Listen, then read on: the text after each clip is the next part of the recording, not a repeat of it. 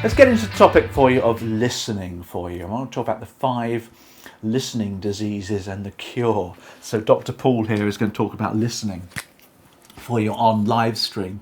Now, listening itself is probably one of the most important listening diseases, I'm calling this one, probably one of the most important skills that a mortgage advisor can have, particularly online using Zoom or Teams or some kind of video technology, or for your face-to-face with clients.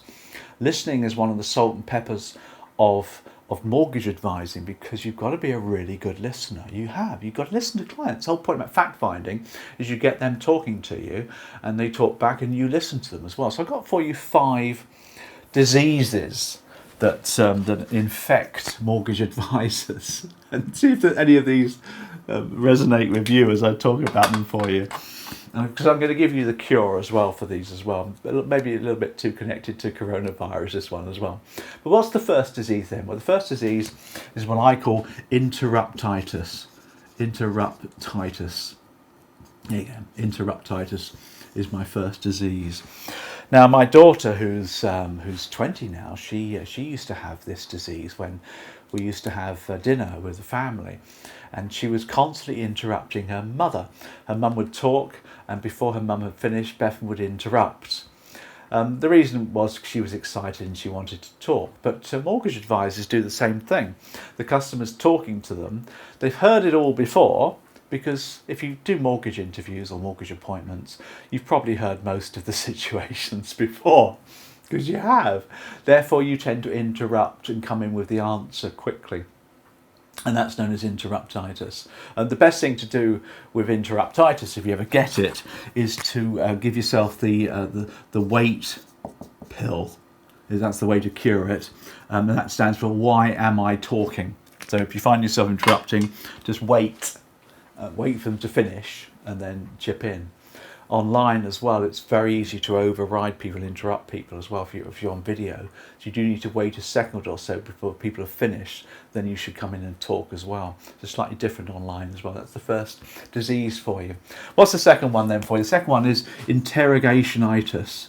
Interrogation Itis. Quite similar to interruptitis, but not the same at all. Interrogation Itis is where you are so keen to talk to the customer that you throw a question at them and then they answer, and you throw another question at them and then they answer.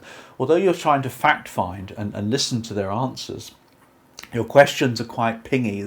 They're almost like interrogation. You keep firing more and more questions at somebody, and they end up being closed questions as well. And so you end up interrogating your customer, which is very, very dangerous indeed. So what's the cure for interrogation itis if you ever find yourself asking too many questions? Well, the key there is to sugarcoat your questions. So you take some pills that are sugar-coated. Now, sugar-coating is my phrase really for softening your questioning. So ask a question, but soften it so that it opens it up more. So use pre-frames. So may I ask? Use your tone of voice. May lift it slightly. Use your non-verbal nods and ways of getting people to talk more rather than asking another question. Come in with a, yeah, I see, that's interesting, really. Tell me a little bit more. These things, the verbal and non-verbal nods, particularly if you're on video, use your face a lot. So eye contact and nodding, really. Use your facial expressions if you're on video, because remember, people can see your big face there on screen. And that gets rid of interrogation itis. Okay, what's the third disease for you? I like this one, it's my favourite. Premature solutioneering, this one's called. Premature, there you go. Solutioneering. Solutioneering. Do you like that one, do you? Premature solutioneering. Now, this disease I've seen in many mortgage advisors. It's because they know all the answers. They've heard it all before. So when the customer's talking and maybe they're mentioning a problem, they already know what the answer is, so they come in with the answer. They're solving problems before they've actually investigated them properly. The cure to this one is just to hold on, hold your tongue, bite your tongue, let the customer finish, And when they finished, only then can you then come in with your solution. I had it this morning on a live stream I was doing this morning with some mortgage guys. Somebody was talking about repayment mortgage calculations. They asked this question, and I knew the answer as soon as they started the question. But I stopped myself from butting in. I let them finish. I clarified the question and I answered it for them. So premature solutioneering. You've heard it all before. There's only so many questions you're going to get in the mortgage world. So be careful that you don't kind of come in with the answer too quickly. It's not good. It's not good. Here's my favourite for you. I like this one. This is an old Coke that we used to have back in the 70s, showing my age there, called Tab. Don't know if you remember it. It was a calorie-free Coca-Cola. It was disgusting. It was absolutely revolting compared to what you get now, Pepsi Max or something. Tab stands for There's Always a Bigger Boat.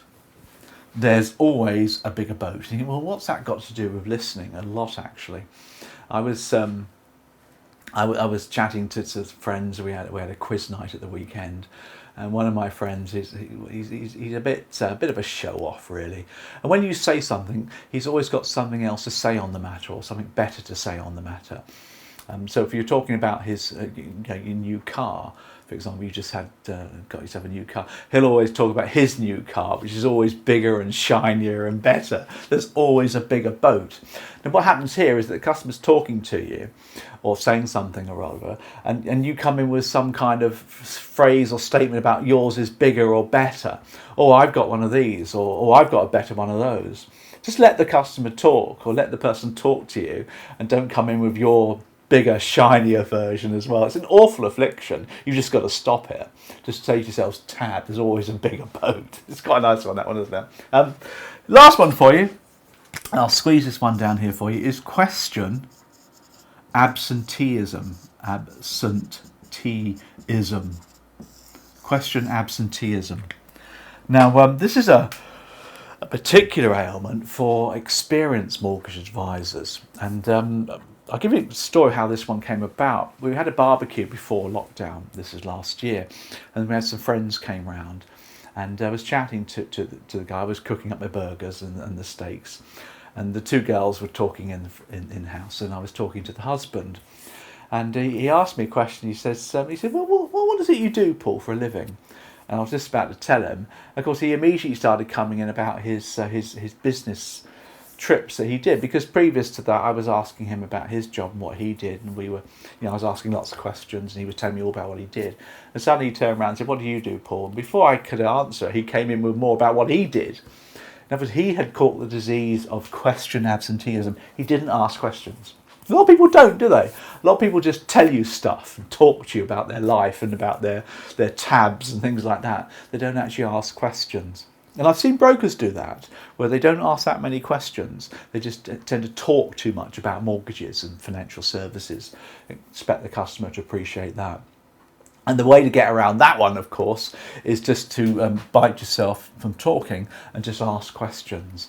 That's question absenteeism. So there's my 5 diseases for you. Remember to take Dr. Paul's cure, because you don't want to have any of these diseases when fact finding or dealing with customers. The key is to listen to people. Listen carefully, politely, succinctly. Let them talk to you, particularly in a fact find situation, and that way you get all the information you need. I hope you found that useful.